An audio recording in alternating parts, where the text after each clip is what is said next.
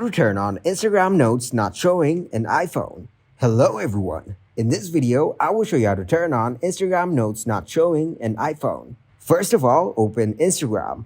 Tap on DM. As you can see, there's no notes. It's not available here. Take a screenshot of this page. Then go into your profile icon. Click on Menu and tap on Settings and Privacy. From Settings, click on Help. Tap on Report a Problem.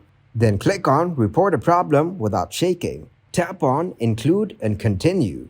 Click to upload the screenshot you just took. Then write your problem as, I have updated my application but still haven't got the note feature. Then click Send. Thank you guys for watching this video. Hope you got some value. Make sure to like the video and subscribe to the channel to get notified for new videos. See you in the next one.